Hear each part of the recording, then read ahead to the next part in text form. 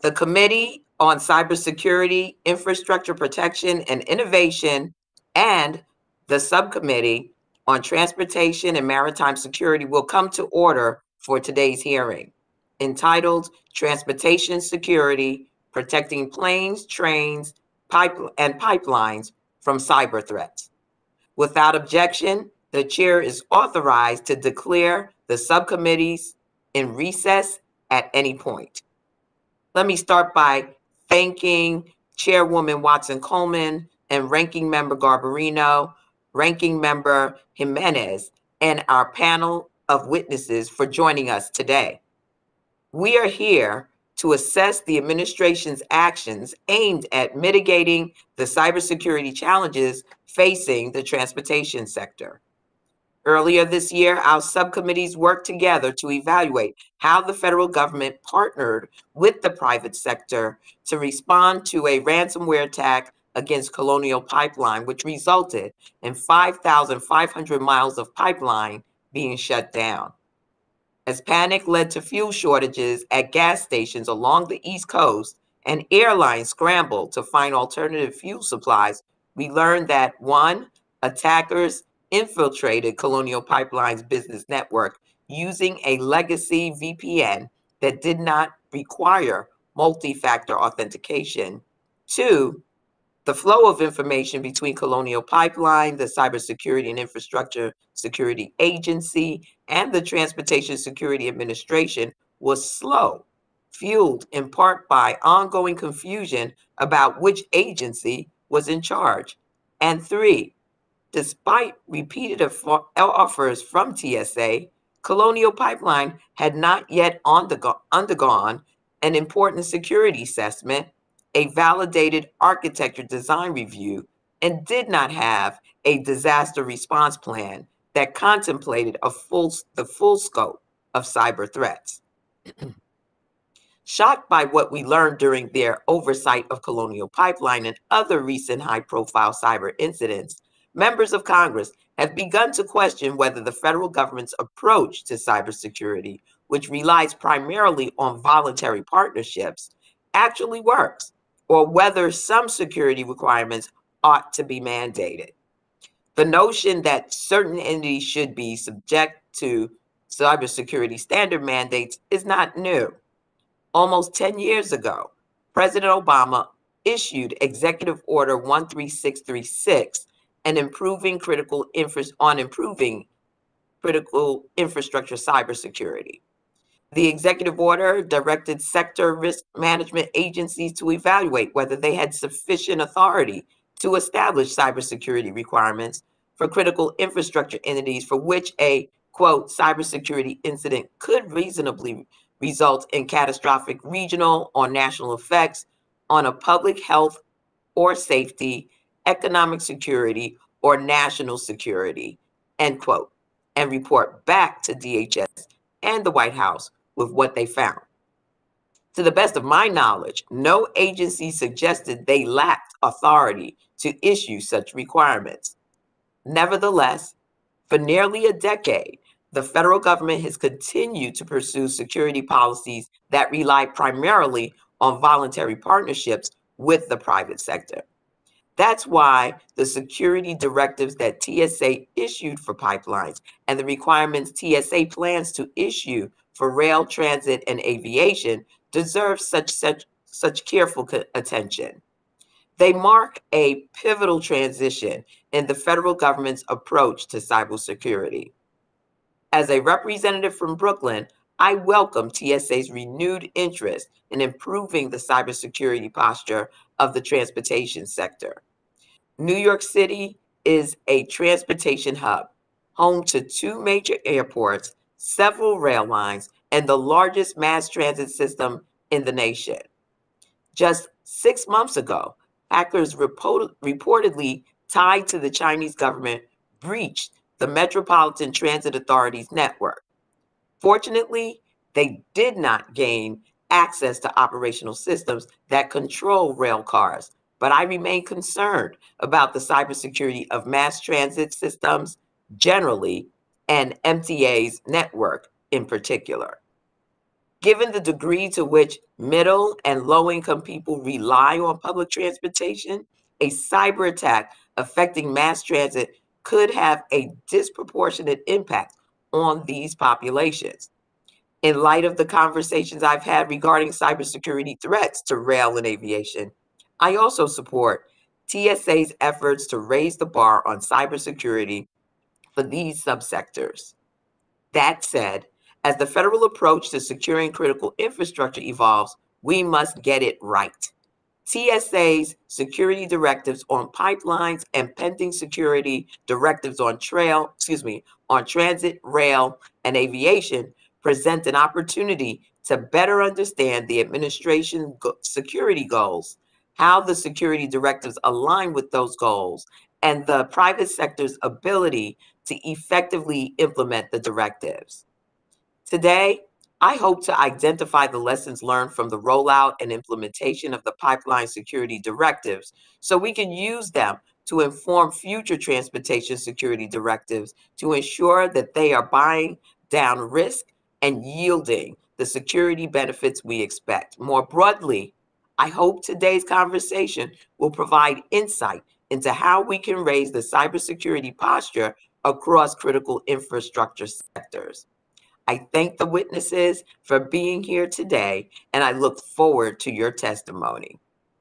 The chair now recognizes the ranking member of the Subcommittee on Cybersecurity, Infrastructure Protection, and Innovation, the gentleman from New York, Mr. Garbarino, for an opening statement. Thank you, Chairwoman Clark and Chairwoman Watson-Coleman for holding this important hearing today. And thank you to my colleague, Ranking Member Jimenez, for his continued leadership on transportation security. As you know, cybersecurity remains a bipartisan cooperation in Congress. Bringing together these two subcommittees is a continuation of the bipartisan spirit that makes this community function so well. But there remains room for improvement. This year, the full committee and our cybersecurity subcommittee have held several hearings in the aftermath of major cyber incidents to review the state of our nation's cyber preparedness and assess the overall efficacy of response mechanisms across the federal government and within various industry sectors. This joint hearing is a great opportunity to continue that work, focusing on the transportation sector, which impacts millions of Americans and many of my constituents. Every day, Americans are already experiencing the impact of a pervasive supply chain crisis. Goods are becoming more expensive and harder to find. Nearly every sector of our economy has been affected by this problem, which is particularly acute in the auto industry. We've already witnessed the impact of a devastating ransomware attack on Colonial Pipeline, which led to gas shortages on the East Coast. Imagine a similar attack on a major U.S. port, airline, or major logistics company as the holidays approach. We must ensure that there's a robust partnership between the Department of Homeland Security, particularly the Cybersecurity Infrastructure Security Agency, the Transportation Security Agency, and the U.S. Coast Guard, and the owners and operators of our transportation systems.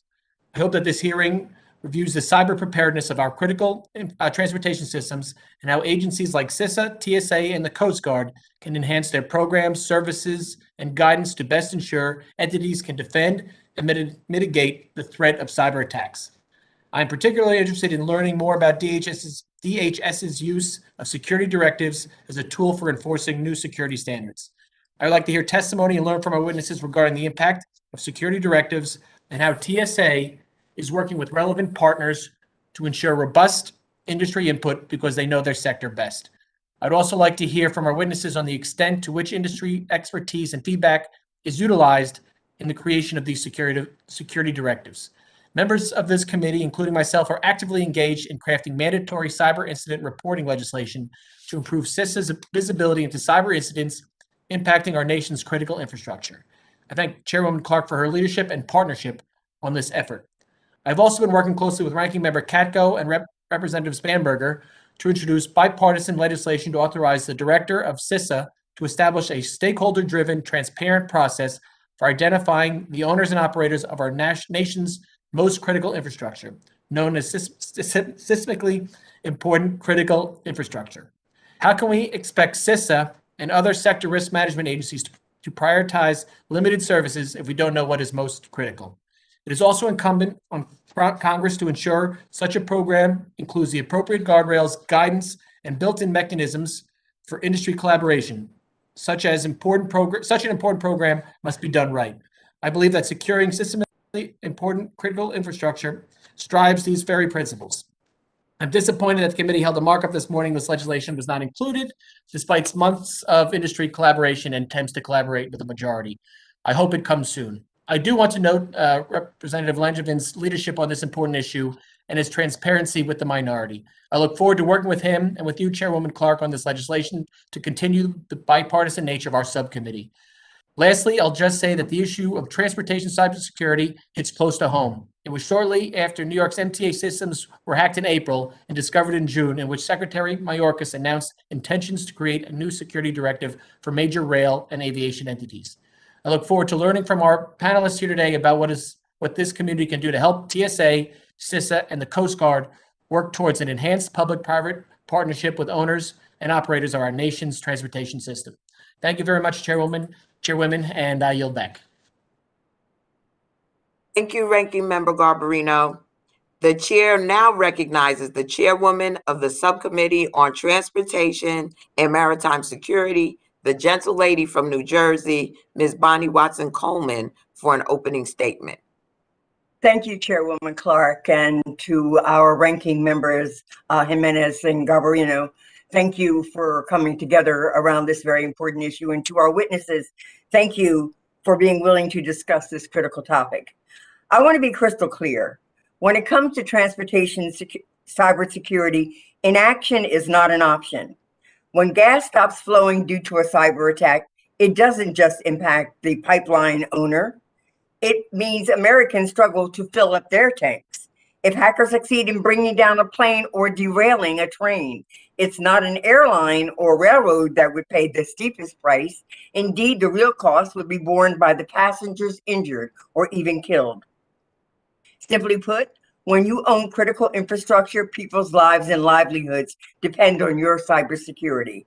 Yet despite the stakes, most transportation operators currently have no obligation to meet even baseline cybersecurity standards. The status quo is dangerous. We're all familiar with the attack on Colonial Pipeline, but just this year, hackers have also targeted New York's MTA, as stated, the Massachusetts ferry system, the Port of Houston, one of the largest depositories of airline passenger records, a leading pipeline maintenance company, and global freight railroads, and the list goes on. Unquestionably, our nation's transportation systems are facing a crisis.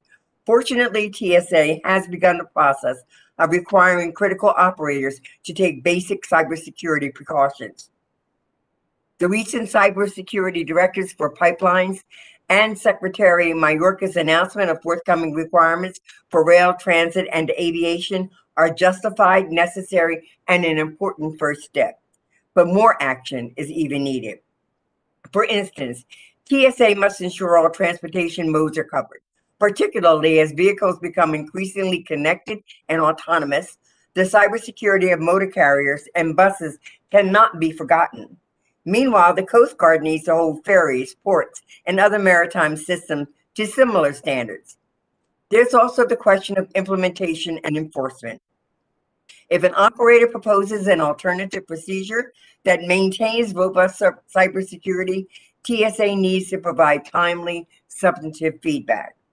By the same token, if operators fail to comply, leaving our nation's critical infrastructure vulnerable to attack, TSA must have the resources to enforce the rules.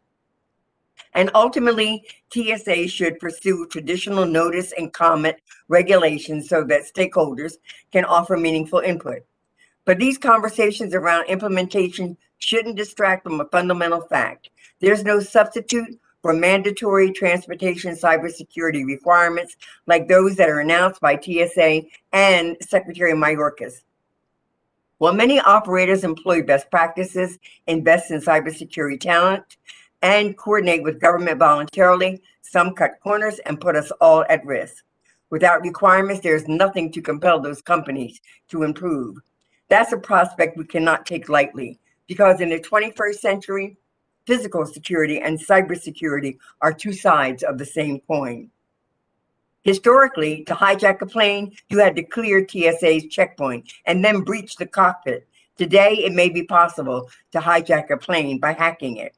The same is true for railroads, subways, and other modes. Cameras and guards are no match for a hacker seeking to control or derail a train.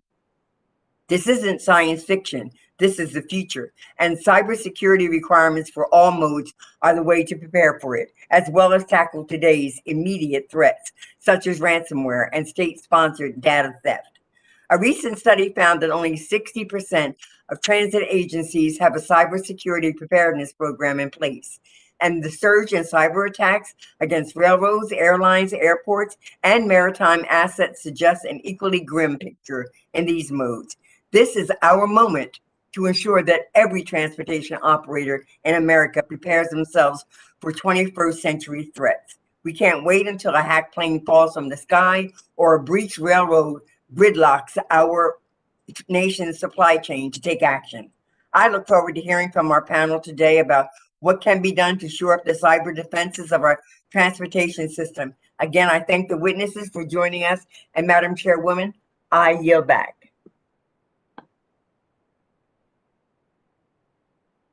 I thank the gentlelady from New Jersey. The chair now recognizes the ranking member of the Subcommittee on Transportation and Maritime Security, the gentleman from Florida, Mr. Jimenez, for an opening statement. Thank you, Chairwoman Clark and Watson Coleman, for holding this important hearing today.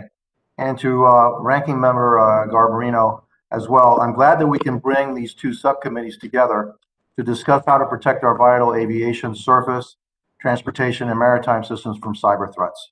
I know firsthand from my time as mayor of Miami-Dade County how important these systems are to the flow of people and goods and the overall health of our economy. As we're seeing right now with supply chain challenges and the increasing prices in everyday goods, keeping our transportation system operating at a high level is imperative. The recent ransomware attack on Colonial Pipeline only served to highlight what owners and operators of these critical infrastructure systems already knew. A significant cyber incident has enormous ramifications to their systems and can cripple the goods and services that our nation needs. Transportation system owners and operators have enhanced their cybersecurity practices and real-time information sharing over the years. But there's always more that can be done to strengthen our defenses, and it's imperative that we do so. As TSA moves forward with new cybersecurity directives for aviation, rail, and mass transit in the next few weeks, it's important that industry is fully consulted as these requirements are drafted and implemented. The owners and operators know their systems the best and what is workable. Having a strong public-private partnership as new cyber requirements are imposed in the transportation sector is key. I look forward to hearing from the witnesses today on their perspectives on how to strengthen cybersecurity throughout our transportation system. And Madam Chairwoman, I yield back. I thank the ranking member from Florida, the gentleman, Mr. Jimenez, for his statement. And members are also reminded that the committees will operate according to the guidelines laid out by the chairman and ranking member in their February 3rd colloquy regarding remote procedures. I now welcome our panel of witnesses. Ms. Suzanne Spalding is a senior advisor to the Center for Strategic and International Studies, and before that, Ms. Spalding served as the Undersecretary for the Department of Homeland Security's National Protection and Programs Directorate, which Congress redesignated as CISA in 2018. Next, we have Ms. Patricia Cogswell, a senior strategic advisor for the National Security at Guidehouse, who served as the Deputy Administrator for the Transportation Security Administration from 2018 through 2020. I would also like to welcome Mr. Jeffrey Troy, the President and CEO of the Aviation Information Sharing and Analysis Center, or the Aviation ISAC. Prior to the Aviation ISAC, Mr. Troy served as a Deputy Assistant Director of the FBI's Cyber Division. Finally, we will hear from Mr. Scott Dickerson, the Executive Director of the Maritime Transportation System Information Sharing and Analysis Center, or the MTS ISAC. Without objection, the witness's full statements will be inserted in the record. I now ask each witness to summarize her or his statement for 5 minutes, beginning with Ms. Spalding.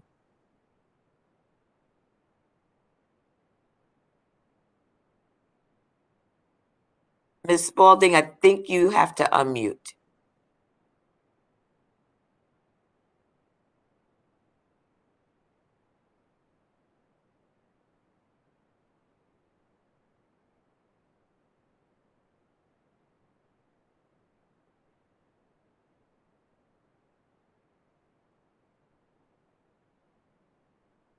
Madam Chairwoman, can you hear me at this point? Yes, I can. Excellent. All right. Thank you. Chairwomen, ranking members, and members of the committee, thank you for this opportunity to testify today in this joint hearing on TSA directives aimed at ensuring the security and resilience of the aviation, rail, and pipeline sectors against significant cyber incidents. As the former Undersecretary at the Department of Homeland Security, where I led what is now called the Cybersecurity and Infrastructure Security Agency, and as a member of the congressionally created Cyberspace Solarium Commission, and even going back to my involvement with the Commission on Cybersecurity for the 44th President, which was run out of my current organization, CSIS, I have always favored voluntary market-based solutions to cybersecurity, as they are generally more efficient and flexible. However, I have reluctantly had to conclude that we cannot rely upon markets alone to ensure the continuity of nationally critical functions upon which the American public relies.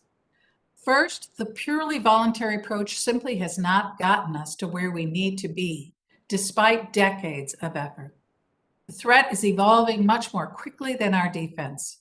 Even in these key sectors where there's been significant progress on cyber, there is still a need to ensure continued investment across all vital assets. And even in a perfect market, there are external impacts on society and the nation from inadequate cybersecurity that will simply not be captured in a business's bottom line or their calculation of return on investment. Externalities have long justified regulation and mandates, such as with pollution and highway safety. This is the thinking behind a number of recommendations from the Cyberspace Solarium Commission. First, we looked at ways to improve the performance of relevant markets, including by providing better market incentives, greater transparency, more information, to improve the cybersecurity behavior of firms.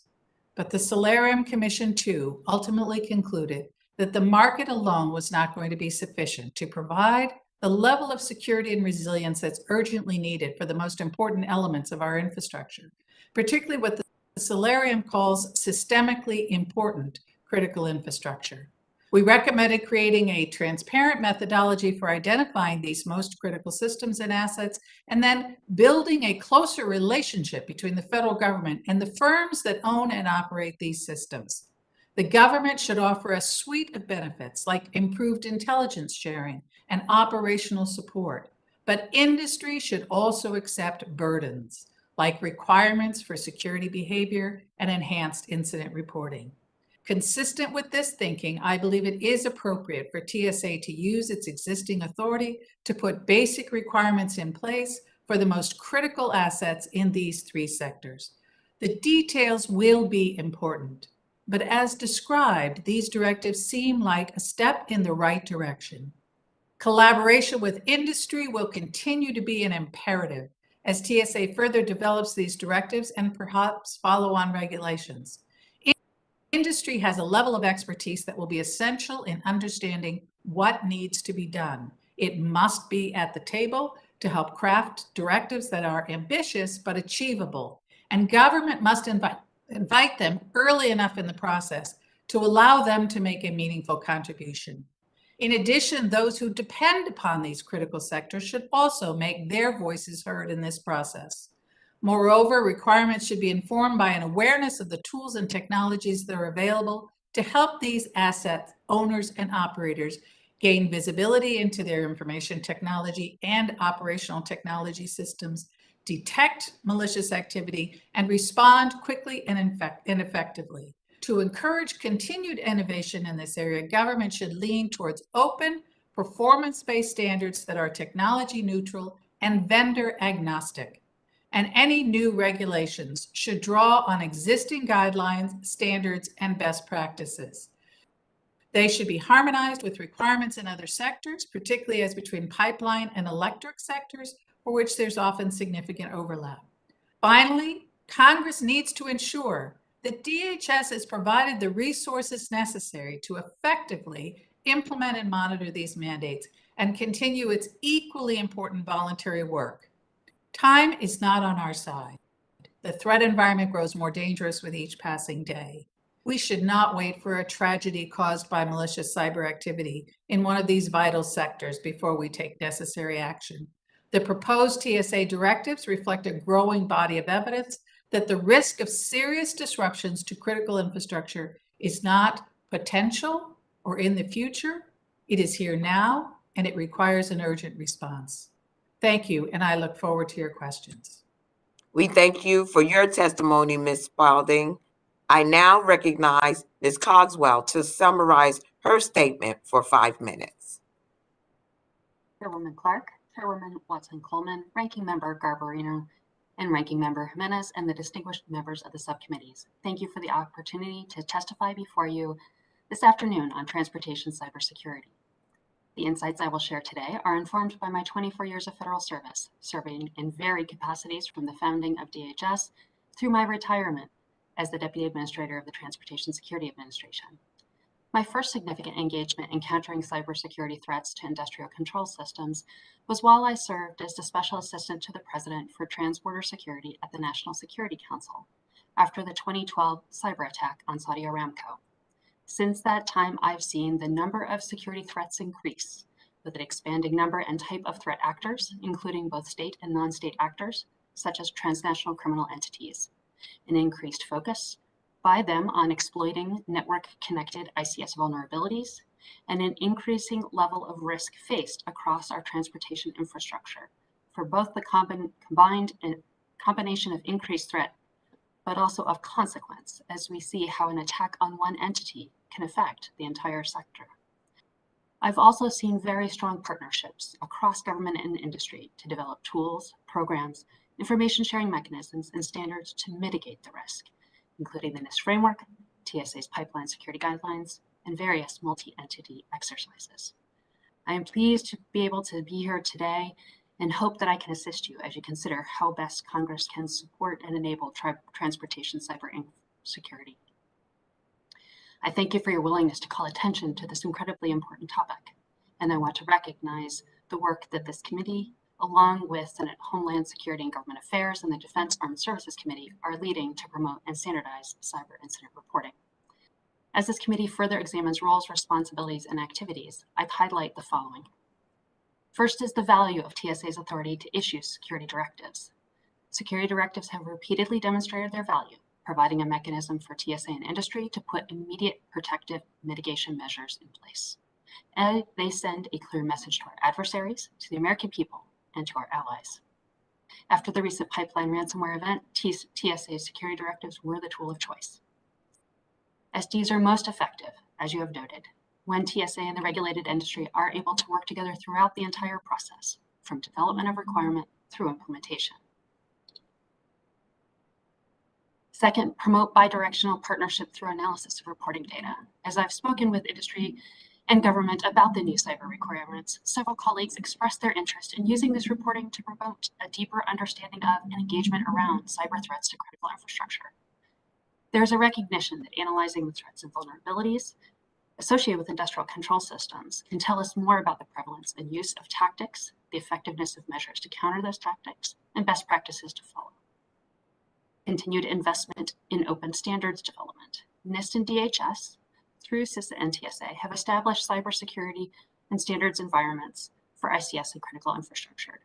Continued evolution that provides transportation owners and operators with an opportunity to participate in that development and a mechanism to communicate direction to solutions developers and providers should be encouraged.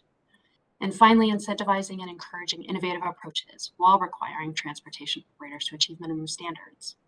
As DHS looks to advance regulatory requirements for transportation operators, I anticipate it will look to adopt a set of baseline requirements based on current best practices and recommendations, with the aim of continuing to update them over time.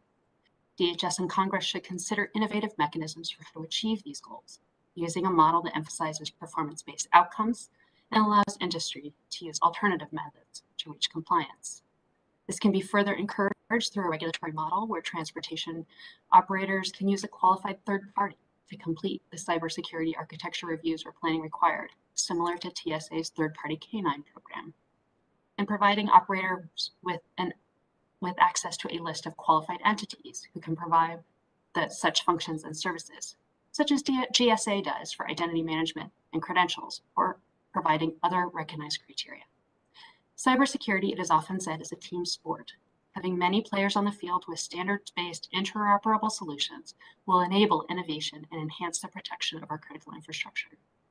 As you consider statutory language, I would encourage you to develop it in a way that will create an enduring framework that supports the evolution of cybersecurity as the threats and risks continue to change. The technology-neutral approach based on open standards that promote competition, innovation, and interoperability should be the core of such effort. Thank you again for the opportunity to testify before you today. I look forward to your questions. Thank you, Ms. Cogswell, for your testimony.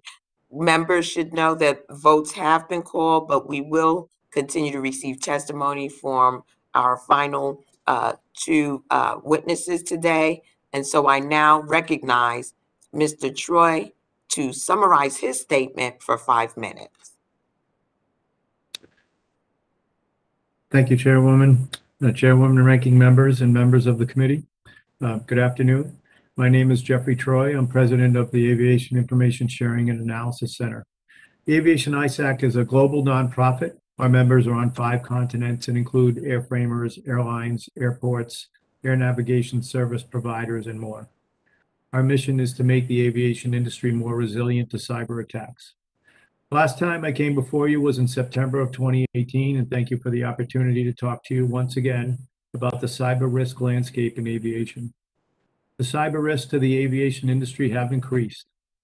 Together, both private industry and the public sector have significantly increased cooperation in threat intelligence and best practices sharing. And now's the time for industry and government to partner even more closely in creating and enhancing effective cyber risk reduction frameworks. Over the past several years, ransomware has become a common term in aviation and many other sectors. The success of ransomware operators to extort money from their victims has greatly increased the level of skill and the number of persons willing to conduct ransomware attacks.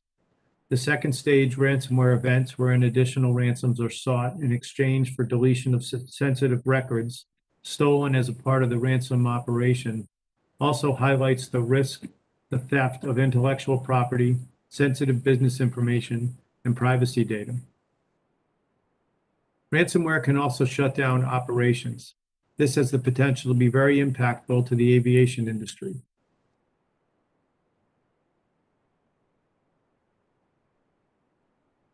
Ransomware, excuse me, and it also becomes more complicated in the aviation industry because many of the operational technologies are mobile.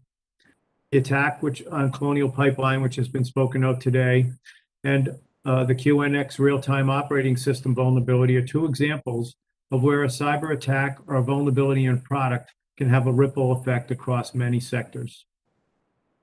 Preventing, responding to, and limiting the impact of these attacks requires a team of teams approach. Our core values include creating and maintaining partnerships with numerous government and private sector entities.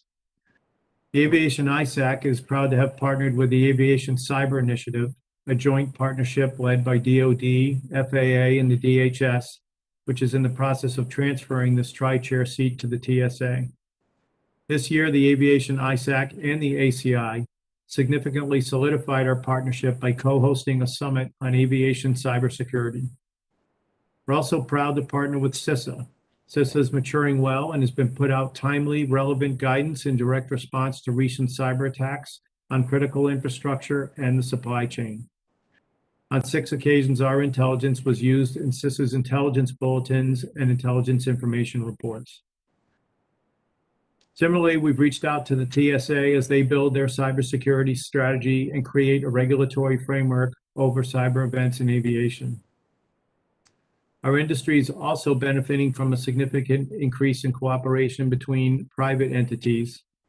This includes the Aerospace Village, the Aerospace Industries Association, the American Institute of Aeronautics and Astronautics, along with Airlines for America. The Aviation ISAC is also working with ICAO, the United Nations group, the International Civil Aviation Organization, and working with them on their aviation cybersecurity strategy and their cybersecurity action plan. We're also working several other initiatives to include secure interoperability strategies across the globe. As the U.S. considers legislation such as mandatory cyber reporting, the Aviation ISAC has been reaching out to educate stakeholders to ensure that the regulatory requirements are risk-based, achievable, cost-effective, and do not degrade the success the private sector has had in reducing cyber risk through ISACs like ours. With respect to the mandatory reporting requirements, we believe it's important that the mandatory reporting is scoped to well-defined and confirmed cyber incidents. The mandatory reporting requirements should include robust liability protections. And it's critical that Congress streamlines the federal and state reporting requirements to ensure that industry resources are used efficiently to combat malicious cyber threats, rather than customizing reports on the same incident for multiple agencies. I also believe the reporting program should encourage cooperation and strengthen trust between the public and private sectors, which would include bidirectional information sharing. Information reported to the government needs to be properly aggregated, anonymized, analyzed, and shared with industry to help prevent future incidents. Thank you again for the opportunity to come before you today and work on this important matter of cybersecurity in aviation. Thank you, Mr. Troy, for your testimony. I now recognize Mr. Dickerson, to summarize his statement for 5 minutes. Thank you, Chairwomen, ranking members, and members of the subcommittees. My name is Scott Dickerson, and I serve as the Executive Director of the nonprofit Maritime Transportation System Information Sharing and Analysis Center, the MTS ISAC. And a decade ago, helped create the Coast Guard Cyber Command before serving in other civilian roles and supporting private sector cybersecurity programs. Thank you for the opportunity to testify before the subcommittees today. The MTS ISAC is made up of public and private sector stakeholders, including port authorities, vessel and terminal owners and operators, cruise lines, energy facilities, ferry operators, and other members of the maritime community. We focus on actionable, relevant, and timely cyber threat information sharing. We have supported cybersecurity guidelines on board vessels, as well as cybersecurity guidelines for ports and port facilities, both of which are recognized by the UN's International Maritime Organization. Our efforts have resulted in significantly more cybersecurity advisories being distributed to our maritime community than those released by the 20+ federal government organizations with a responsibility for maritime security combined. A key reason for the level of sharing we see is the anonymization of identities and the trust that this reinforces with the maritime community. Others may tell you we need billions of dollars in cybersecurity investment across the critical infrastructure sectors. We do need investment, but taxpayers may currently be overpaying for the results the critical infrastructure community is receiving from the federal government.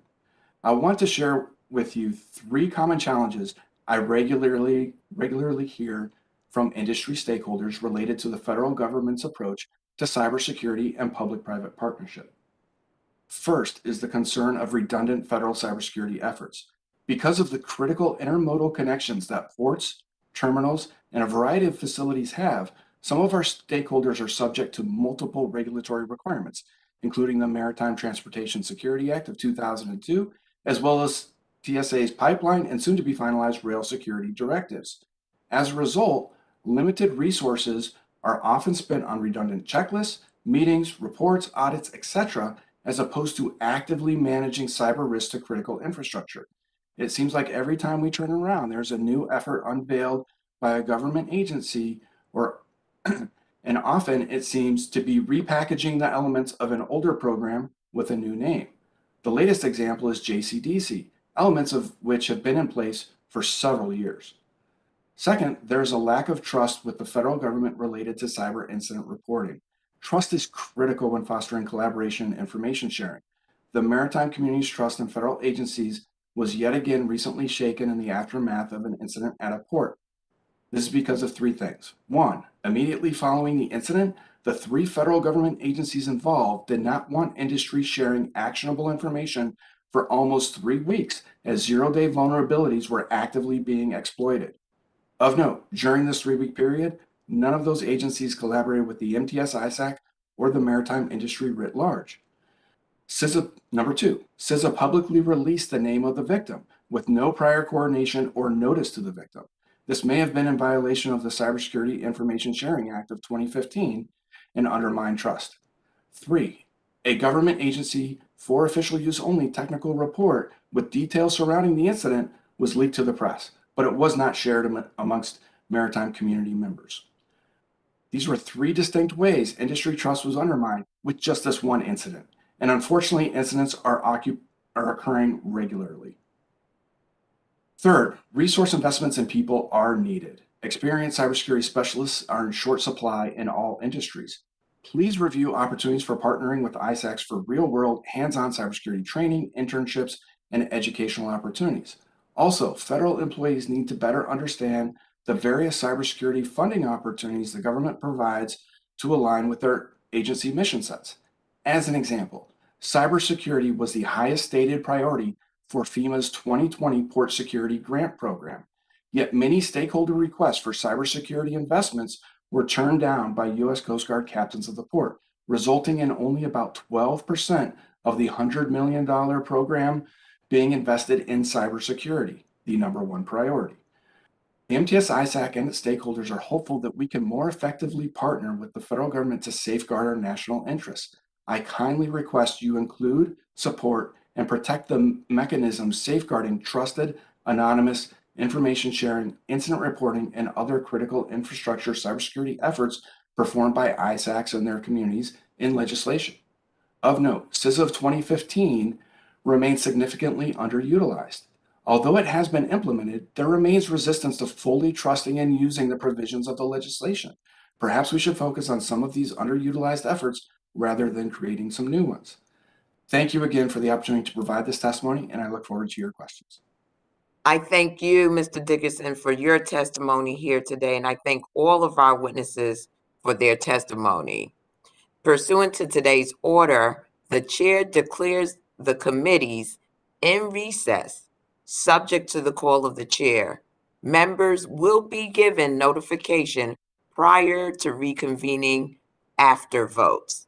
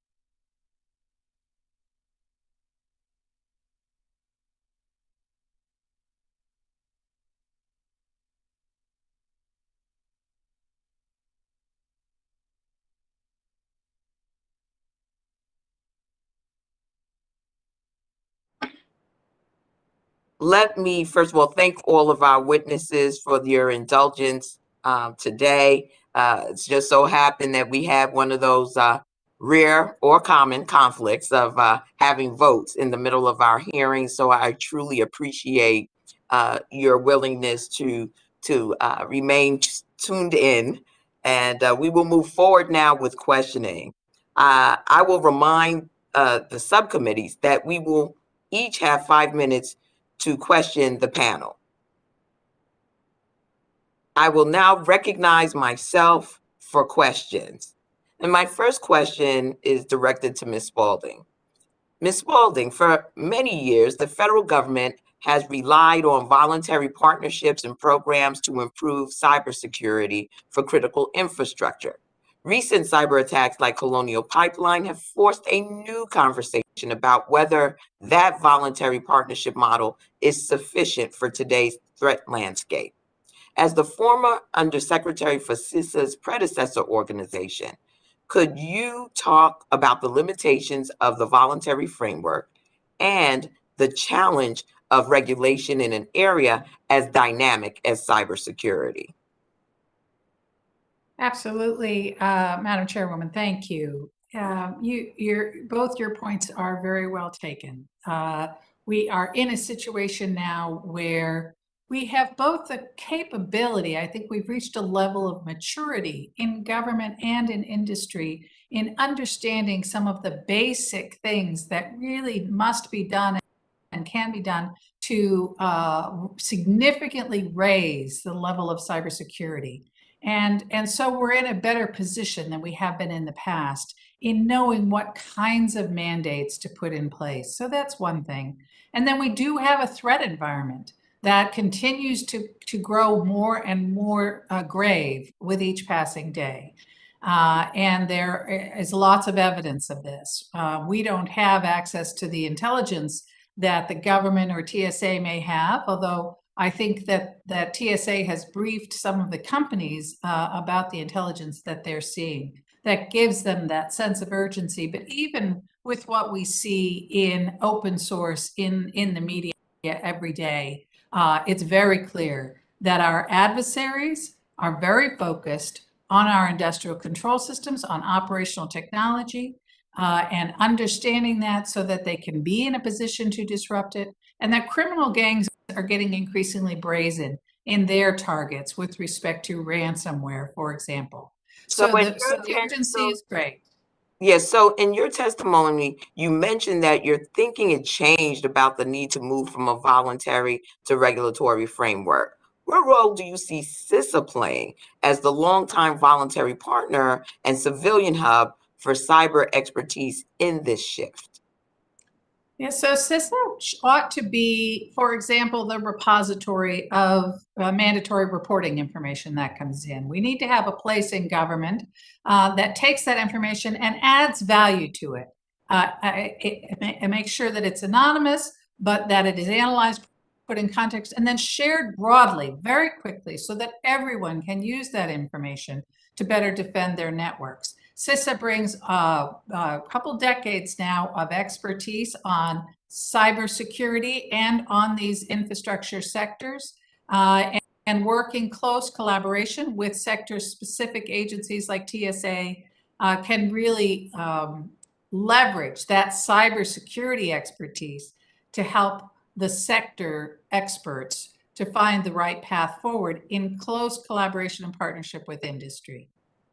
So this is to all of our witnesses, and I only have a minute and some change left. So if I don't get to you, if you would just submit something to us in writing, that'll be helpful as well. But many of you mentioned the importance of mandatory cyber incident reporting as a way to grow visibility around cyber threats and improve the quality of bi-directional information sharing with the private sector. As you know, this is a top priority of mine. Ms. Spalding, if a mandatory cyber incident reporting regime had been in place at CISA since you were Undersecretary, what security gains might have been made since that time? So two things I would point to. That information can be shared more broadly so that all network defenders have a better sense of the tactics, techniques, and procedures they're defending against. And two, it would help to calculate a return on security investment so that CISOs at companies all across the country can make the case more effectively for that investment. So I do believe it would have raised our cybersecurity posture. Ms. Cogswell, can you elaborate on how cyber incident reporting could be used to improve security for industrial control systems across sectors?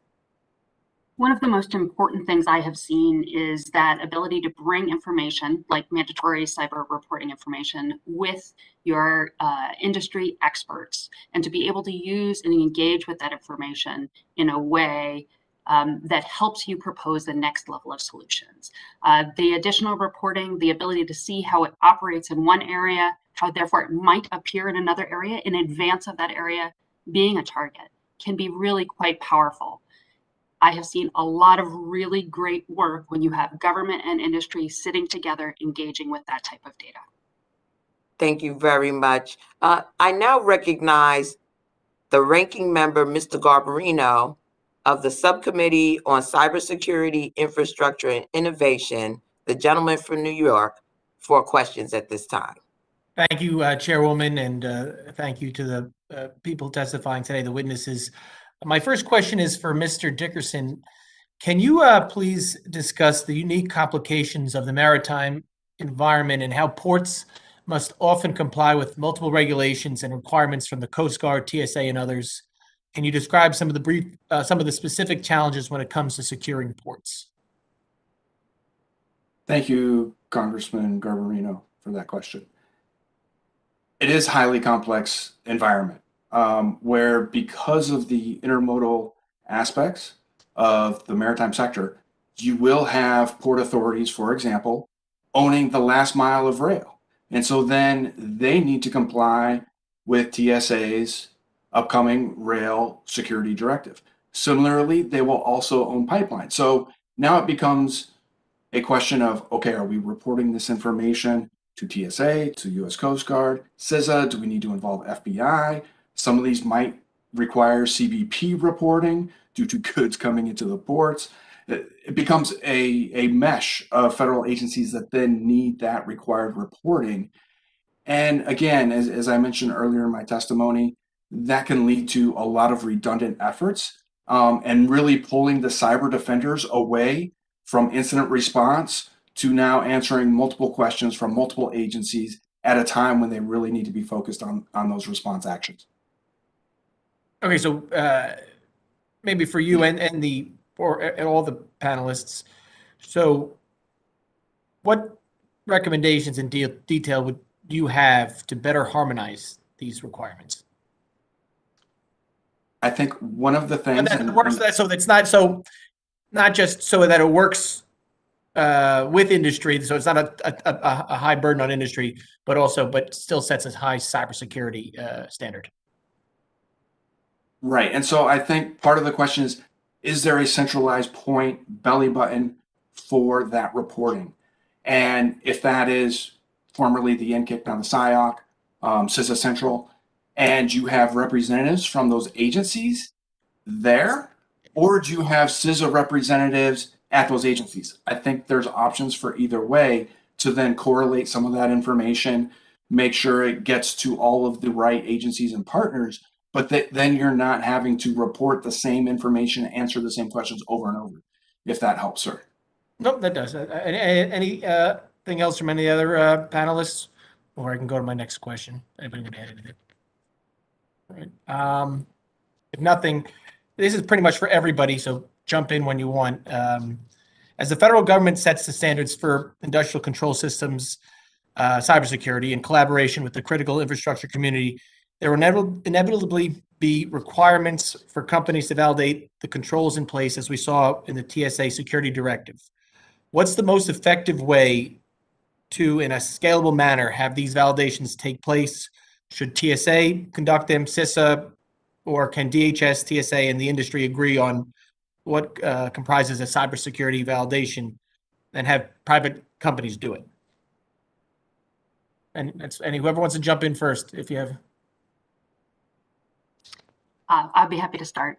I will say that I think this is an environment where there are a number of opportunities to engage across the board.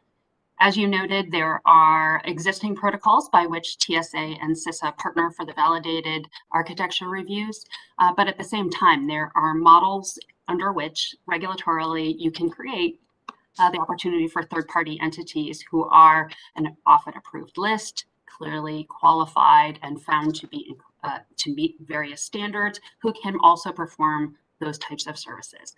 As I noted in my opening statement, one such model that TSA has actually used before is the third-party canine program, where they create an approved list of canine operators who can be used in screening operations. They therefore can regulate both the entity that is providing the service as well as the entity who is using it to make sure that the goals and outcomes are reaching everybody's desired end state. This is an area I think that should be explored. I think there's huge opportunity, frankly, to expand the number of entities who can participate, which helps all of us so that you're not worried so much about necessarily limited resources at any one point, or frankly, every company not having to come up to speed on every nuance of cyber, which may be more difficult given the difficulties in hiring cyber talent these days in particular. Yeah, difficulties and expense. Okay, I appreciate. So it'd be better off doing a third party. I appreciate your answer, and if nobody else has anything else back, I do yield. If has anything else to say, I do yield back to the chairwoman. I thank you, Ranking Member Garbarino. I now recognize the chairwoman of the Subcommittee on Transportation and Maritime Security, the gentlelady from New Jersey, Ms. Watson Coleman, for her questions at this time. Thank you, Chairwoman, and thank you to all of our witnesses. In 2001, terrorists needed to make it onto the planes and into the cockpits in order to execute the 9/11 attack. However, in 2021, we must also consider the possibility that a terrorist or hostile nation could hijack a flight by hacking it without ever passing through TSA checkpoints or stepping foot on that plane. Mr. Troy, Ms. Spalding, and Ms. Cogswell, would you comment on this? As aircraft become increasingly connected and automated, how do we prevent hackers from hijacking planes? And in worst case scenario, if a hijacker obtained operational control, what redundancy should we have in place to ensure that a real pilot can regain control? And what role do you see TSA and CISA in concert with FAA ensuring the security of the aircraft operational control and navigational systems? I'll start with you, Mr. Troy, Ms. Spalding, and then Ms. Cogswell, please. Thank you. Excellent question. So the aviation industry has an incredible safety record based on strong engineering design and continuous enhancement. And the aviation industry does recognize cybersecurity as a critical part of aviation safety. So the industry has an incredible safety record, and it's the result of careful incorporation of functionality and strong secure system design. And the airplane design is based on careful system integration and system isolation as appropriate and redundancy for critical systems. So safety critical systems are highly protected and hardened against attacks, but we're continuously evaluating the changing cyber threat space and trying to incorporate then improvements to anticipate threats. So the systems are separated from cyber and system engineering reasons as well. With respect to your question about a hacker obtaining operational control, as I stated above, the planes are designed with redundant systems such that if a system is not operating as designed, another system can be engaged to perform the function. And pilots are trained as well to address system failures. And ultimately, pilots are a critical layer of protection for continued safe flight and landing. With respect to the question on TSA and CISA and their roles as well as FAA, they are all stakeholders in the safety of aircraft, as are airlines and being the operators of the aircraft. These government agencies should be working with the manufacturers to obtain assurance that the aircraft as designed are periodically assessed against threats. These government agencies are also incredibly helpful in sharing threat intelligence information. Thank you. Ms. Spalding? Yeah, I can vouch from my days at DHS that the industry takes this threat very, very seriously, and that there is close interagency cooperation. Of course, DHS and FAA and DoD are all members of the Aviation Cybersecurity Initiative, working closely with industry. I do think it is something that requires constant reassessment, constant monitoring to make sure that the design basis that Jeff talks about is up to date, is keeping up with everything that we know about the nature of the threat, and that industry government collaboration continue to be very strong. This is a very dynamic field. Thank you. Ms. Coxwell? Thank you very much. As you know, the Transportation Security Administration actually started as part of the Department of Transportation. As such, we have very close, strong ties with the FAA and other sister entities within the Department of Transportation that continue to this day. On any given day, talk 12, 15 times, conduct regular exercises, share information on threats. I will say one of the things that I want to highlight that Suzanne noted is that continuing focus on looking at what is next on the horizon and how do we best make sure that we use our compatible authorities, safety and security, to take the best action with these threats. I will say during my time at TSA, we also worked very closely together and then with industry on those problems where we saw a nexus crossing over between the agencies. Similarly, CISA, given their membership in DHS as a strong partner from that front, proved valuable in a number of these conversations to help articulate and describe different angles against which we should be looking at that threat. I feel confident these conversations continue. Thank you. Madam Chairwoman, I yield back.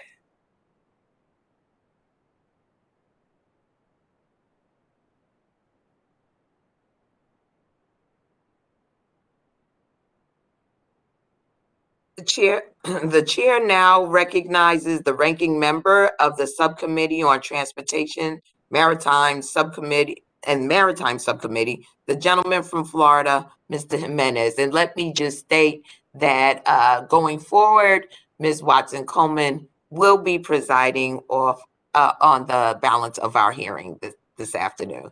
Thank you very much. And I yield to the gentleman from Florida.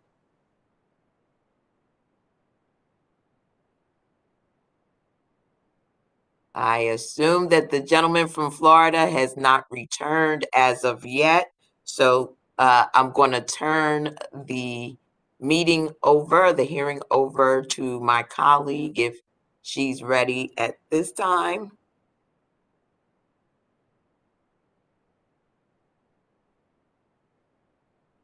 Thank you, Madam Chairwoman. I am trying to see who is next. I believe it is Representative Jackson Lee from Texas. I'm sorry, I'm getting this information in live time. Okay.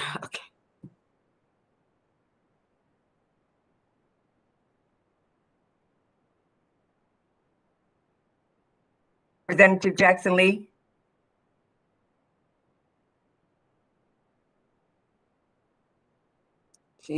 I think she's trying to unmute. Thank you. The staff has to do so. Thank you, Madam Chair. We can't self, under the WebEx Cisco, we cannot self unmute ourselves. But let me thank both of you and the ranking member for these important messages that we've been gathering today. And I'm going to ask a question of all. I think it was Mr. Troy, your testimony, I think, suggested there was a lot of layering with respect to governmental regulation and addition. And your point would be that we need to find a way to be more specific and pointed. Am I correct, Mr. Troy? Was that your testimony or Mr. Dickerson?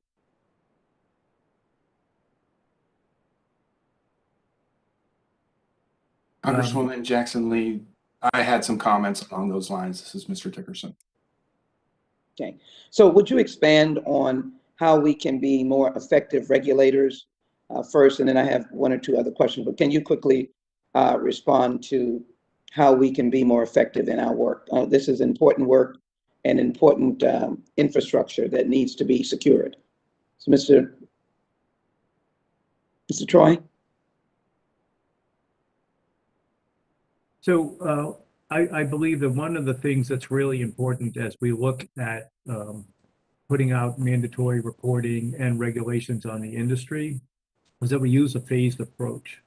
The phased approach basically is one that ensures that all of the people who are going to fall under these requirements can achieve the success of getting these requirements in place. And when we look at what they've done, for example, in the Department of Defense with the defense contractors, there's been, a ramp up of increased cybersecurity maturity requirements of all the defense contractors. And I think a lot of great lessons have been learned from that process. And by establishing baseline controls and then continuing to evaluate the ability of industry to meet those and then challenge them and bring them up higher is an effective process.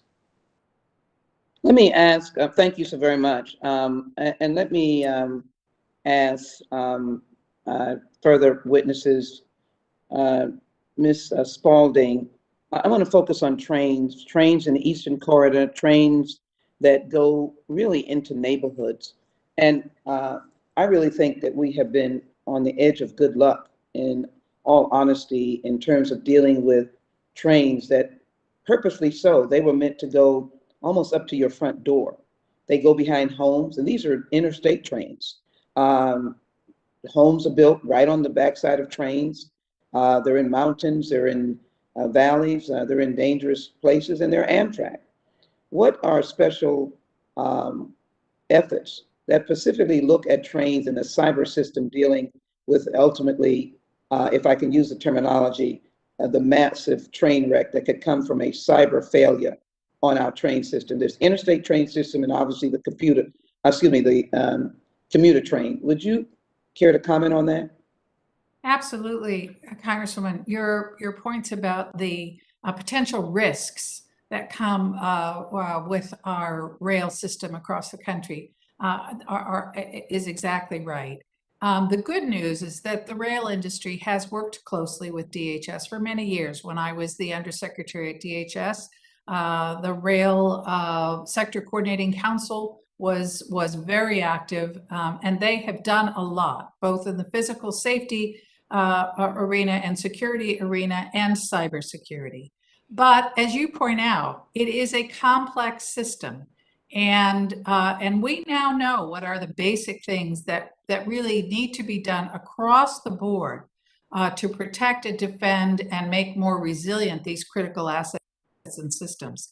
And sometimes you've got to issue a mandate in order to make sure that everyone, not just those who are actively involved, but that everyone that is controlling, owning, and operating sensitive assets comes up to at least that basic standard of care. And then, very importantly, has plans in place to deal with any incident that might arise to reduce the impact and the harm to the American public and to our economy.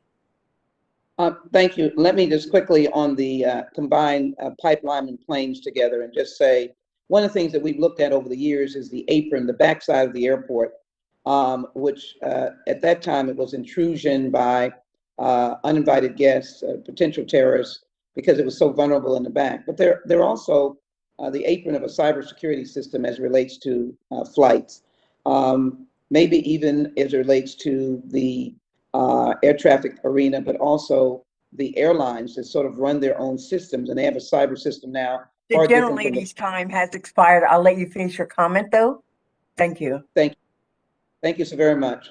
And so in the future, if you could answer the question about that backside of the airport, and then as well to tie the pipeline question into my rail question, which is pipelines are everywhere as well, and do we have the adequate cyber protection for pipelines that wind up in our backyards? And I would yield back if Madam Chair, I don't know if there's someone could answer it in a very short period, I don't know. I would welcome that. Thank you. Does anyone can answer those? Yes, very quickly, when you mentioned the backside of the airport, it makes me think of really the operational technologies that help an airport run.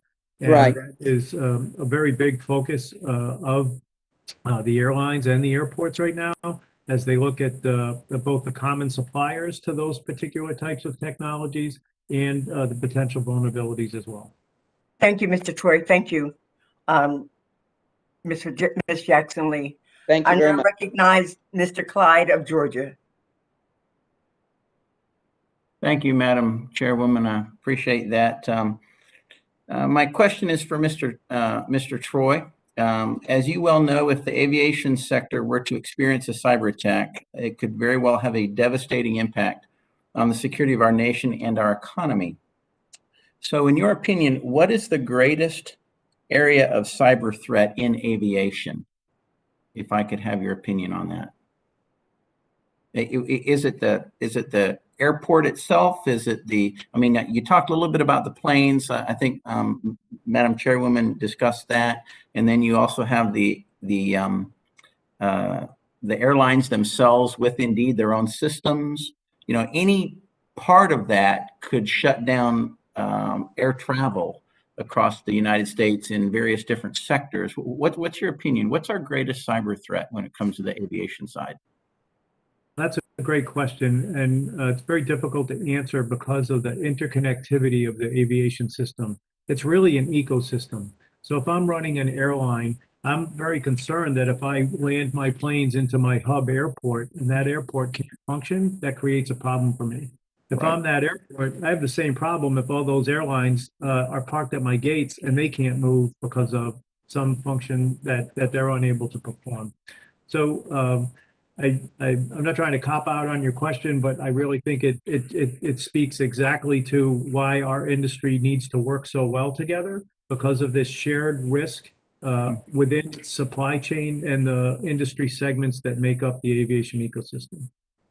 Okay, and that's kind of the area I'm going to here because looking at aviation, I just see that as a you know, such a low-hanging fruit because as of yet, I have not really heard of a cyber attack on aviation that really had any effect. And you know, that's a fantastic thing, and that's wonderful. But that means it just hasn't showed up yet. And so, would any of our other witnesses want to chime in on what the aviation industry is doing, or what the greatest vulnerability might be, and how we could assist in mitigating that vulnerability? I'm happy to sort of build on the answer that was presented, which I completely agree with. I think one of the most undervalued points that has come from all of this is understanding how an impact to one part of a system can ripple across and affect the system as a whole. And taking that information and going back into the various individual company systems and those interconnected systems and better assessing what would that look like and how do we make sure that we are quickly able to contain it and mitigate it should we see that start to occur. Not the same at all, but I'll draw a comparison to when Gatwick was actually shut down for several days because of unmanned aerial systems flying overhead. As you recall, they didn't actually harm anything, but they had periodic events where they just kept coming into the area. That clearly made it unsafe to fly, right? So they grounded all of the planes in the airport. It shut down that airport. It shut down flow to connecting airport, exactly as my colleague just said. Big ripple effects, even for something that was not actually a kinetic, physical accident or disruption that you might think of seeing otherwise. Truly important for us as a model to understand that kind of interconnected model and how we can collectively work to defend our systems. Well, thank you. Thank you very much. I appreciate your comments, Ms. Cogswell. That is my great concern, and I appreciate each of you bringing your ideas to light. And with that, Madam Chairwoman, I yield back. Thank you very much. The gentle lady from New York, Ms. Rice, is recognized for 5 minutes. Thank you so much, Madam Chair, and I'm so grateful for this hearing. Listening to this conversation brings me back to 9/11 as a New Yorker. We felt the pain of that attack very intimately. And I remember in the days and weeks and months after 9/11, which basically shut down the aviation industry for some time. And I remember wondering whether we're ever going to come back or people ever going to feel comfortable flying again. And of course they did, but during that interim period, there was thoughts and, law enforcement that what's going to be next? Like what the terrorists showed how they could attack us here on American soil and do it in a way that shut down an entire industry that had an enormous economic impact on our country for a long time. And I remember, talking to my friends in law enforcement in New York at that time, and they were thinking, gosh, do we have to worry about someone just walking into a mall? 3 or 4 different malls across this country. And you want to talk about shutting down day-to-day economic activity, make people afraid to even leave their homes. And I think the subject matter of today's hearing brings me to that, again, to that issue of how we get people around safely and efficiently, and all those things that our economy can hum, but we also do it in a way that keeps people safe. So, Ms. Spalding, I think it's pretty obvious why a mass transit system would be of interest to a foreign adversary. And up to this point, we haven't seen one that has had a massive safety impact. But I guess my question is, how do we, I worry about these transportation systems because some of them are run by governmental agencies and others are privately run. And so when you're looking to come up with a system of protocols to keep us safe and prevent whether it's cyber attacks or any other kind of attack on our transportation system, how do we set up a system that can apply equally and effectively to both the public and private sector? Yeah, it's a great question. And your point about the aviation industry in the wake of 9/11, is a reminder that of the way in which an incident, one place in one part of an industry can destroy public trust in the entire industry. And again, one of the reasons that it's in these sectors' best interest to ensure that all of the players owning and operating key assets are brought up to a baseline level of cybersecurity to protect the public trust in that entire industry. In terms of government, our critical infrastructure is, we always say, owned 85% by the private sector. Nobody knows what the exact percentage is, but that means that other percent is publicly owned. There are a number of ways in which industry and government come together. There are, for government-owned utilities as well as private sector, there is a multi-state ISAC that is for the states to come together to share best practices, including around operational technology they own. There's a government coordinating council that includes state and local and territorial and tribal governments for governments to come together to talk about the things that they own.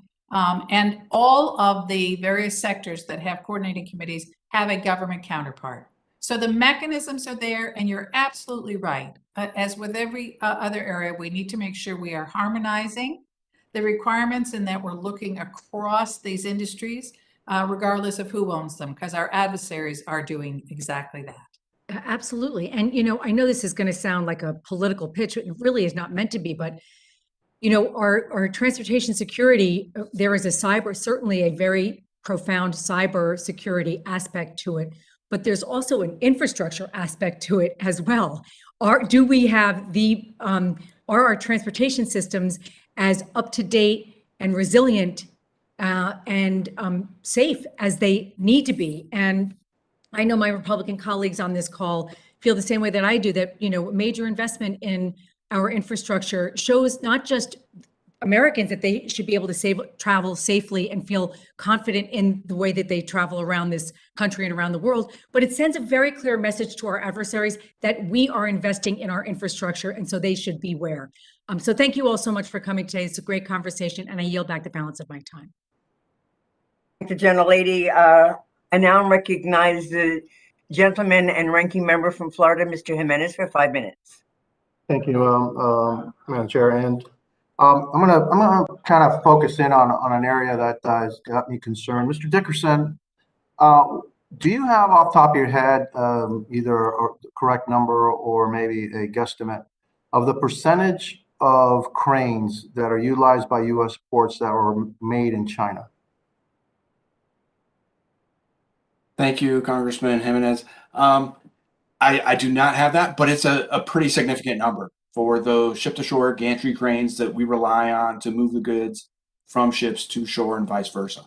Well, I have two concerns about that. Number one, I know that in the port of Miami, we do have some Chinese cranes, and we know that we had concerns about embedded in the software that came with the cranes, where it was malware that was meant to penetrate the port systems and do whatever it was that the Chinese wanted to do with our port operating systems. That's one concern. The other concern that I have is that whenever the Chinese want, they can cut off our supply of spare parts, which means that a significant portion of our ability to load and offload ships would be compromised if that were the case. Do you know? Do you have any thoughts on how we can mitigate the risk of infiltration into our port systems via these cranes and other either new or existing technologies that ports and infrastructure that ports need? Thank you again, sir. I think there's a few things, and those are very valid concerns. One is the ability to be able to conduct risk assessments immediately on that equipment. So CISA has the Vulnerability Architecture Design Reviews, VADR program, but quite honestly, often that is perhaps a 12 to 18 month waiting list period before you can actually conduct that review. And in those cases, we need that equipment operational immediately upon arrival. There's not necessarily that time to waste. So then it's an opportunity to perhaps engage in, as was mentioned earlier, some pre-qualified private sector vendors that might be able to help augment CISA's functionality to conduct those reviews so that they can be done in a timely manner, and we can then identify if there's any vulnerabilities that need to be addressed. Well, do you think that maybe we need to wean ourselves off of this dependence on Chinese technology that, again, comes from a sole source that could be our adversary? I actually believe that it's the biggest threat that we have is the ascendancy of China, that they could basically cut off our supply of spare parts and grind this country to a halt in terms of its import and export capabilities. And so in light of that, I'm going to be introducing some legislation about that. We need other sources that are either allies or friendly nations, and not so much of it coming from one source, was it China. And I understand what China did. They undercut everybody else in the world, and basically they're the sole provider of cranes around the world, which makes them, I think, it's a very, very dangerous practice and a very, very dangerous situation we have in the United States. Would you agree with that? Yes, sir. I think there is some undercutting of the market taking place. And so having alternative sources and then being able to augment that with perhaps some grant programs that could allow then the private sector to make those investments reasonably would be helpful. No, fair enough. Okay, like I said, I will be introducing some legislation to try to wean us off of these Chinese cranes and other infrastructure needs from our ports that may be coming from adversary nations. And with that, my time is up, and thank you, Madam Chairwoman. I yield back. Thank you. I now recognize the gentlelady from Las Vegas, Ms. Titus. Thank you, Madam Chairman. A very interesting. Nevada. I'm sorry, Nevada. Nevada. I shouldn't be so myopic. That's all right. We answer just about anything. So, I wanted to address this question to Ms. Spaulding. in McCarran Airport in my district, Las Vegas, sees just thousands of passengers every year. Now, we're probably the only airport that's got slot machines, so a lot of them are playing slot machines, but a lot of them are working on their computers while they're waiting for their flights.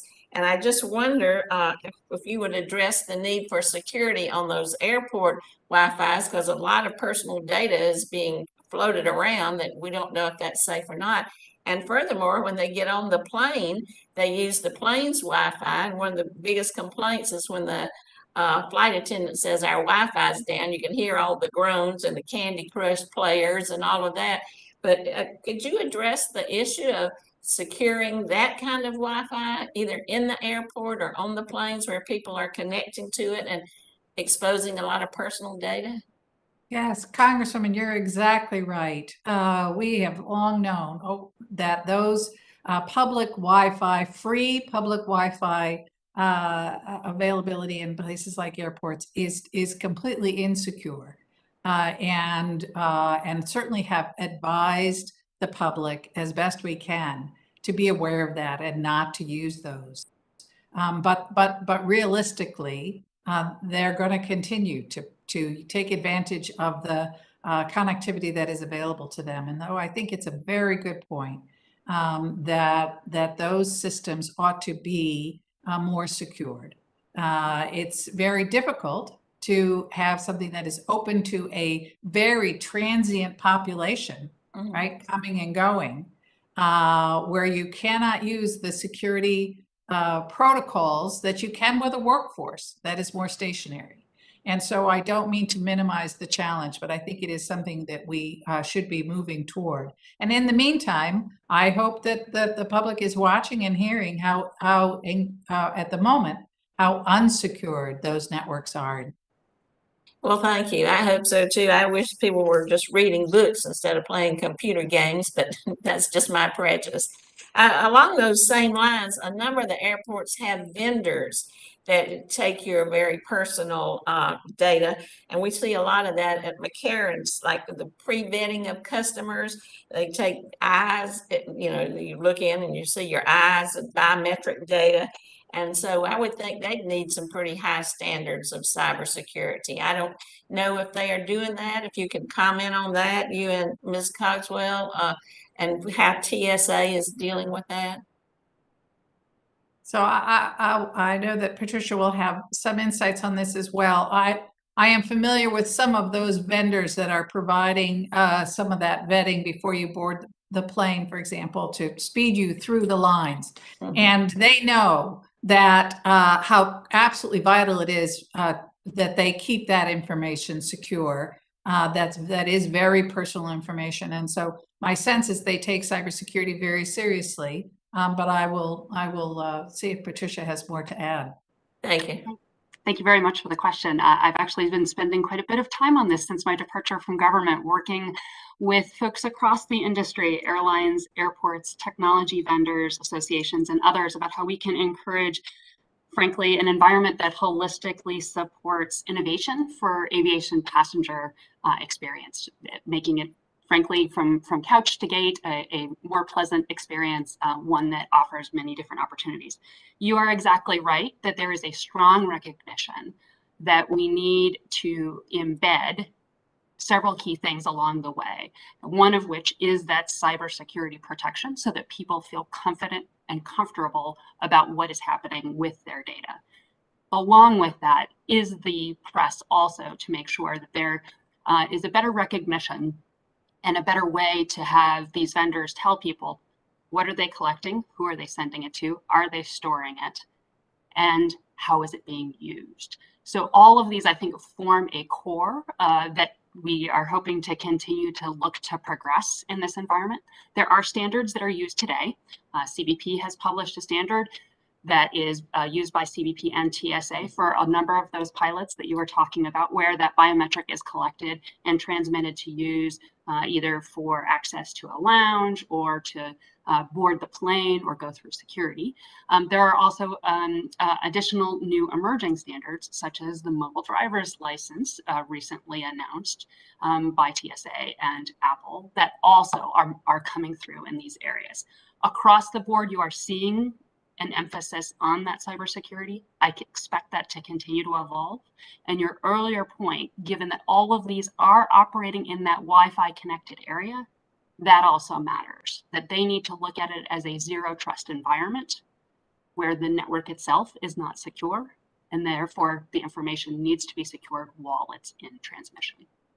Well, thank you so much. Thank you, Madam Chairman. Maybe we can look into this. Thank you very much. I now recognize the gentleman from New Jersey, Mr. Van Drew. Thank you, Madam Chair. It's good to see you. This is a question for Mr. Dickerson. Mr. Dickerson, as you may know, roughly 5.4 trillion flows through the maritime transportation system each and every year, which comprises about 25% of the United States gross domestic product. The MTS consists of an intricate network of waterways, ships, ports, and terminals, and intermodal landline connections, which allow various modes of transportation to move goods and to move people.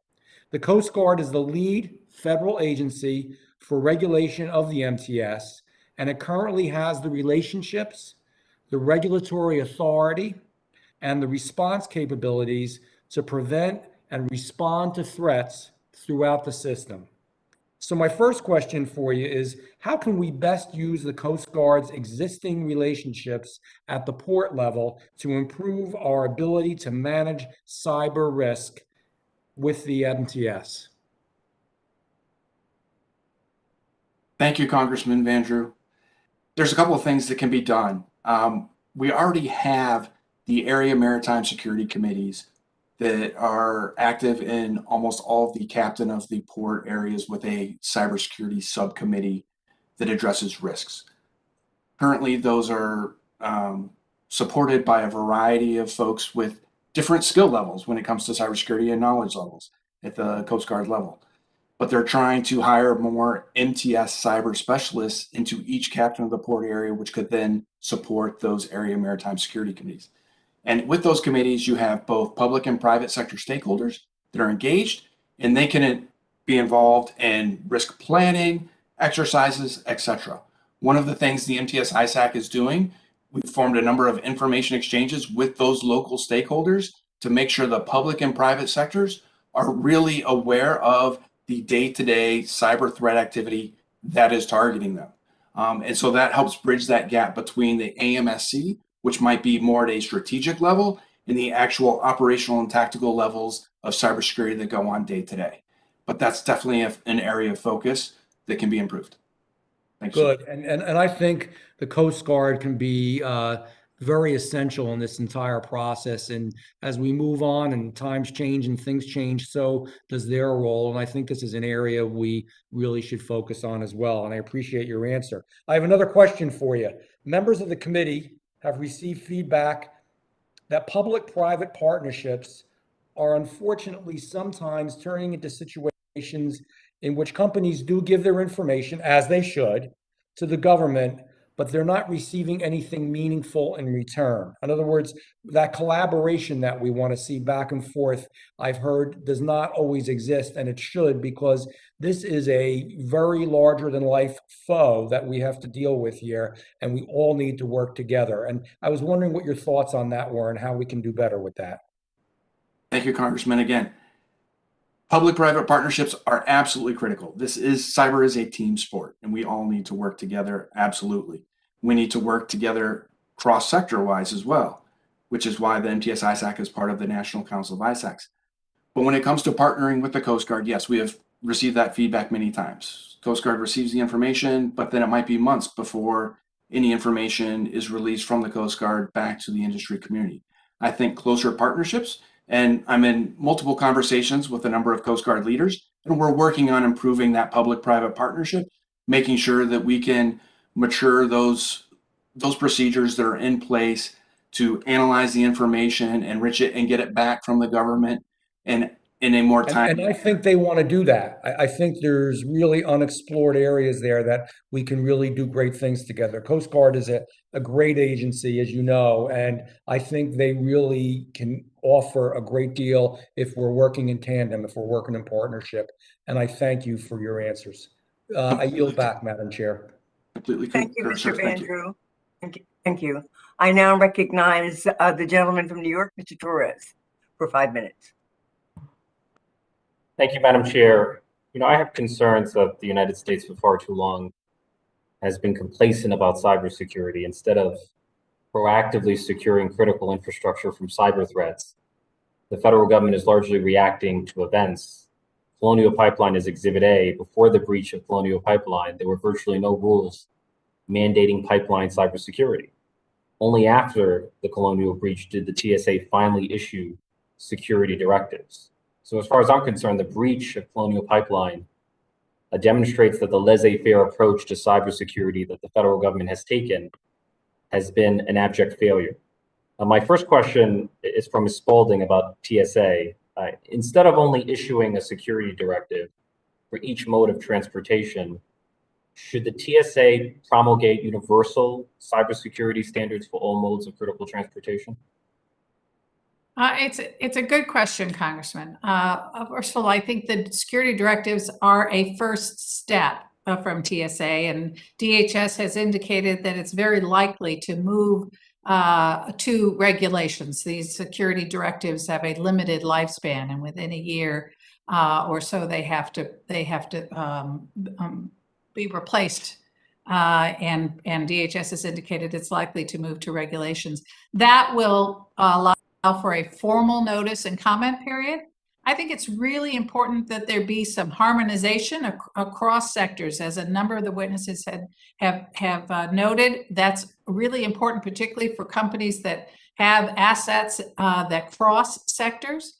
But I think there should be room. There may be need for some specialized requirements. I don't. If I can interject for a moment, obviously there's a need for sector-specific standards, but there are best practices in cybersecurity that all individuals and institutions should adopt in both the public and private sector, whether it's the appointment of a CISO or multi-factor authentication or software updates or password updates or contingency planning.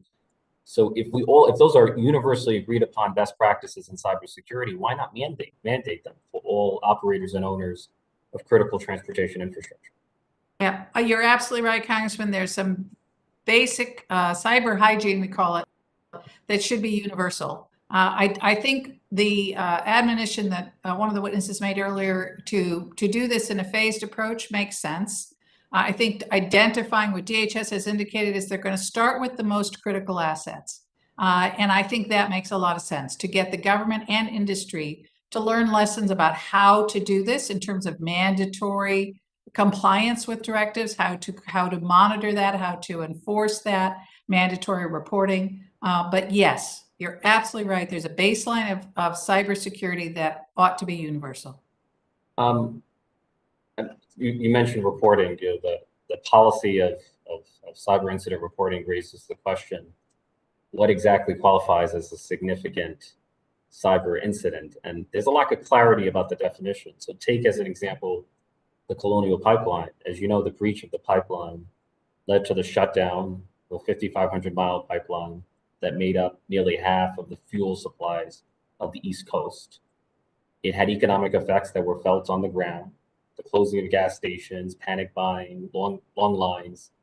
Despite those effects, the federal government did not designate the Colonial breach as a significant cyber incident. Like, in what universe does that make sense? It seems strange to me.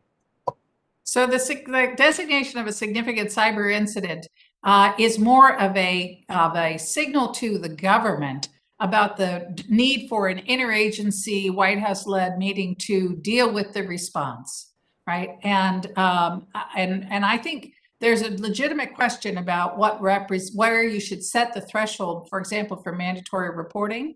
But ransomware, it seems to me, is an easy threshold to set. So do you agree with the federal government's decision not to designate the Colonial breach as a significant cyber incident? Because I mean, that situation, I mean, did implicate a number of agencies. It even reached the attention of the president himself. So it would seem to have all the hallmarks of a significant cyber incident. You know, Congressman, I'm inclined to agree with you. If the level of interagency meeting that was probably happening at the White House, it strikes me as probably very much the same as a significant cyber incident. I do think that should be separated from the thresholds that are set for mandatory reporting. I just feel like we need a greater sense of urgency and more common sense when it comes to cybersecurity policy in the federal government. So I'll leave it at that. Thank you.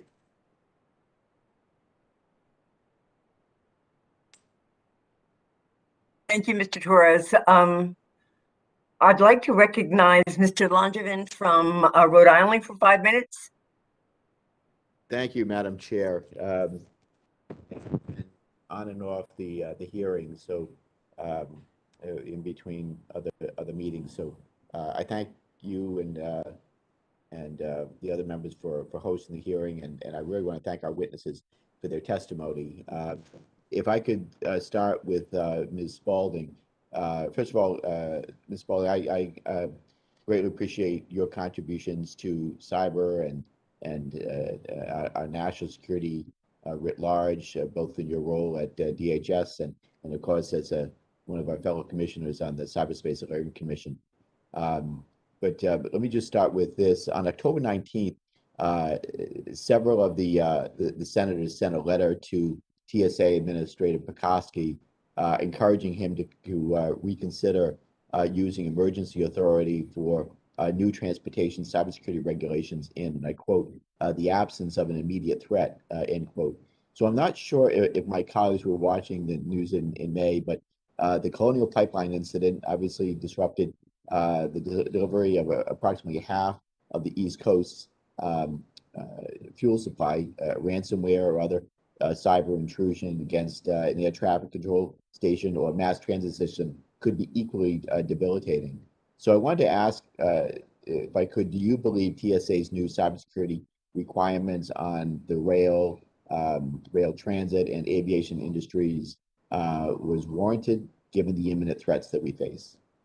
Congressman, first, thank you for your kind words, and most importantly, thank you for your leadership over many years in cybersecurity. And it's been an honor to serve with you on the Cyberspace Solarium Commission. I do believe that there is an emergency here, a sense of urgency, and we are fortunate that TSA has this authority to be able to move quickly and that it has exercised that authority. I think it's probably fair to say that on May 6th, Colonial Pipeline was not thinking that this was an urgent threat. And in fact, there are reports that they had been putting off their vulnerability architecture design review. They just weren't getting around to it. And that is the kind of, September 10th time for mindset that we're trying to avoid here.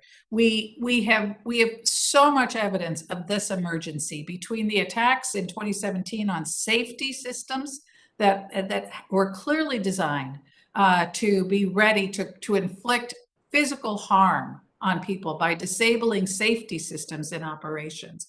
The Florida water treatment, the attack on the Florida water treatment facility, putting toxic levels of chemicals, trying to put toxic levels of chemicals into water. I think the sense of urgency should be palpable and felt by everyone by now.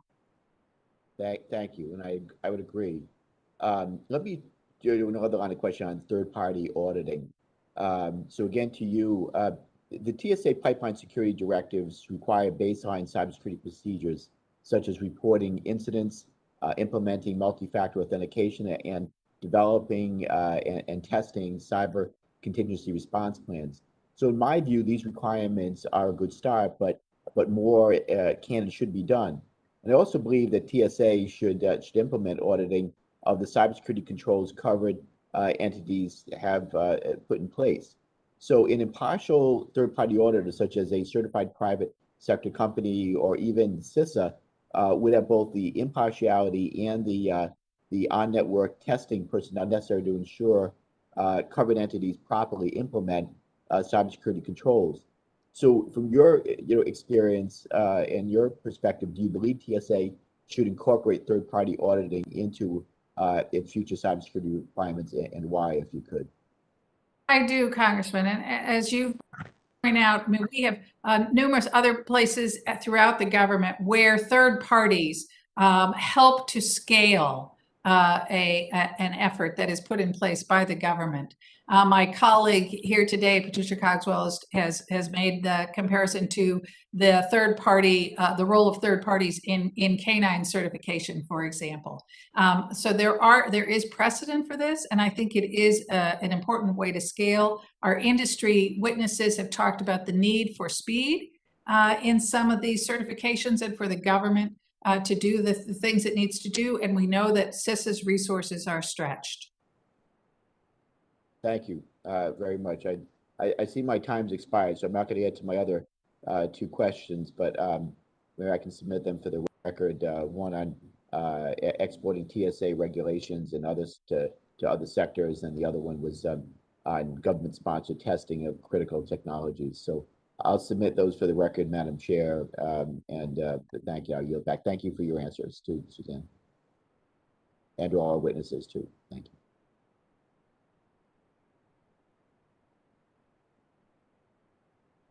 Well, Madam Chair, you're on mute. Thank you, Mr. Langevin. Thank you very much.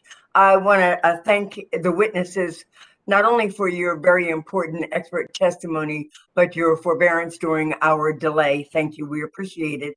And thank the members for all of their questions today. The members of the subcommittees may have additional questions, as Mr. Langevin has noted he will, for you. And we ask that you respond expeditiously in writing to those questions. The chair reminds the members of the subcommittees that the committee's records will remain open for 10 days. And so with that, without objection, the subcommittees stand adjourned. Good day.